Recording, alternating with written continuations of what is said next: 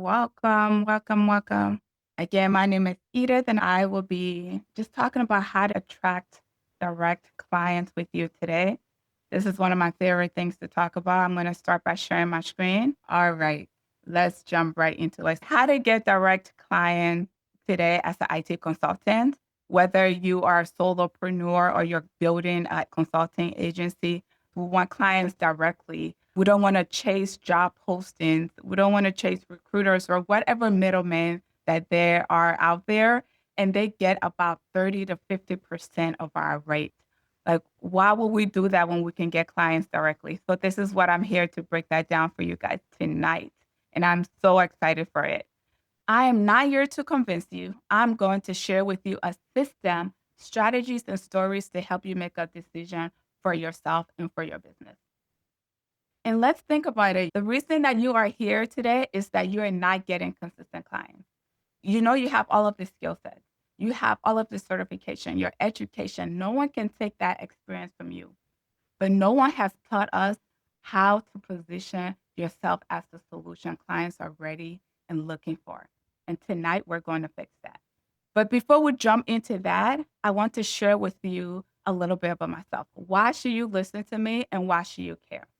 So again, my name is Edith. I was born in Monrovia, Liberia, and I came to the USA at the age of now, leaving my mom behind. So I graduated in 2012 with a degree in psychology and biology as a single mom. And then that same year, I was reunited with my mom after 18 years. And then later on, I received my master's in information systems. I worked in tech for 10 years. I launched a few businesses and then I got married. Here we are now. We're a family of five.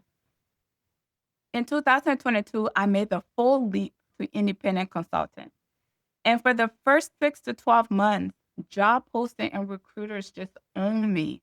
Like everything about getting a client, it was just, I had to go apply at multiple jobs on LinkedIn. I had to talk to recruiters all day. It just felt like I was having thousands of interviews. And I thought to myself, why would I leave my comfortable corporate job for this? Like, this is not what I envisioned it to be. And they didn't know me, right? That's the hard part about applying to these jobs and is these contracting roles through recruiters. Like, they don't know you, they don't understand your expertise and the value that you bring. So I started asking, how do these recruiters get to know companies? How are consulting firms getting leaders to come to them? That's a thing. Because once the leaders know you and they know your value, they'll reach out. They want your expertise. They want your feedback on certain things. And then it came to me. You know how when you're talking to somebody and then you start explaining, like, this is what I do. I am a BA. And you just go down a rabbit hole where the person don't fully understand what value you're bringing. Those are the conversation that I started having with people. And then I realized that that one question needed to change. What do you do? I'm not a BA. I had to learn how to position myself better. And it wasn't networking, it wasn't posting, it was how I position myself about what I currently do. And that's when everything changed. Something unexpectedly happened. And this, guys, a couple of years ago, this was my exact LinkedIn and how I position myself. I was a BA, Agile Scrum. I'm available to work. Any of you guys have that on your LinkedIn right now? This is generic. This is bland. You know, thousands of consultants have that. Instead, you can position yourself the magnetic way. I specialize in complex legacy systems, stakeholder alignment for large technology transitions, saving organization over $3 million in operational costs. And my ideal client saw this and came to me. And this is what happened. They contacted me. I received an email. And the important part about this is that this was a large governmental transformation project. Any of you guys have ever worked with government before or large public organization? They have different RFPs, different lists you got to be on. I wasn't on these lists. You know what I mean? And that's how important it is to build your relationship and position yourself clearly. I got the government contract. It wasn't through recruiters. It wasn't even through a job posting. It was through how I positioned myself. And they found me because it was clear. I spoke their language.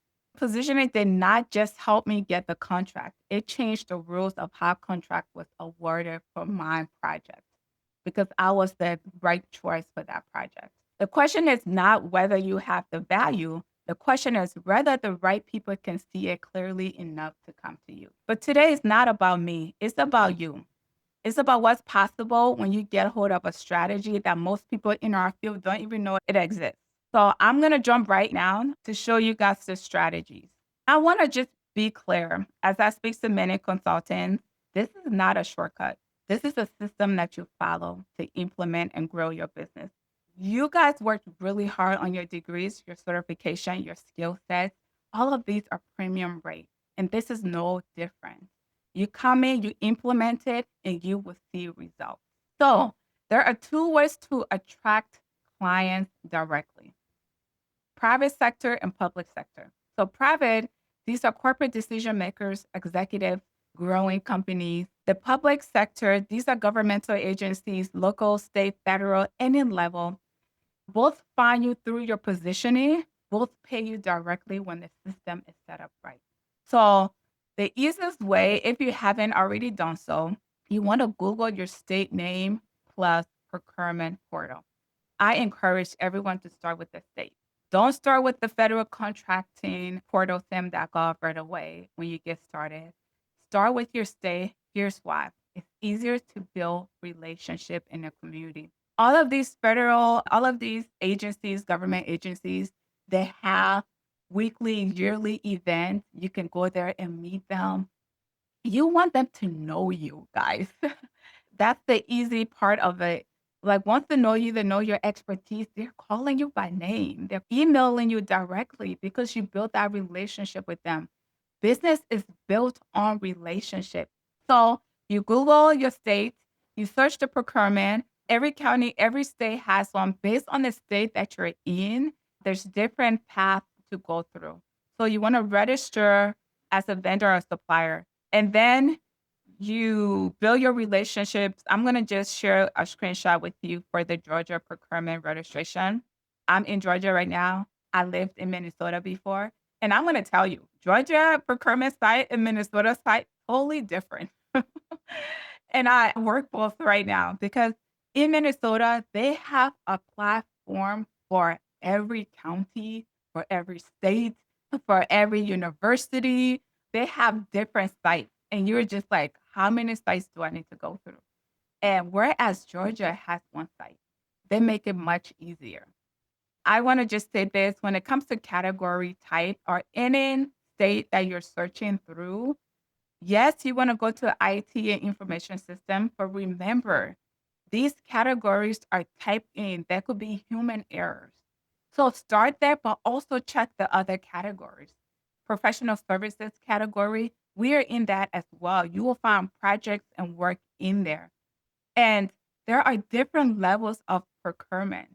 As a solo or smaller agency builder, you would get work that those larger agencies are not going after because they have built their business to another level. So there's no competition out there. And that's why it's so important to diversify and start doing this now. Go through each category, search what's out there, build the relationship, read the RFP, email the person that is listed. There's someone listed on all of this. And that's how simple and easy it is to build that relationship. And then RFP, and talking more on the governmental side, when you do a RFP, a procurement, I want you to remember this, and I said this earlier. This is not just an application. After you learn this, you're implementing it. There's something that you qualify for, and working all night or whatever time you have to submit it, and you just send that out there. No, you need to start a conversation with them, reach out, let the person know you. I have gained a couple of contracts this way by messaging the hiring manager, going to their offices when they have events, because that's how you build relationships. People love to know that they're working with a real person, especially in this world of AI, right?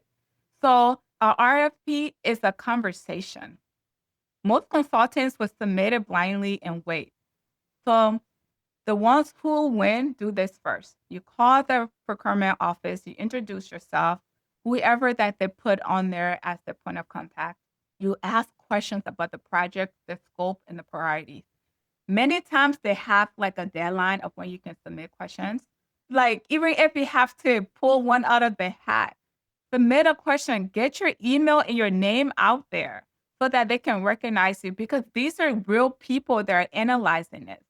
Learn what they actually need before you write your RFP. Build a relationship, get the contract. That's how you do it. The goal is not to submit a proposal. The goal is to be the consultant they already know before they open the submissions. The higher the transaction, the more trust is required. As consultants, we are not glorified employees. So thank you all. Let's set up our businesses the right way. Bye bye. Have a great night.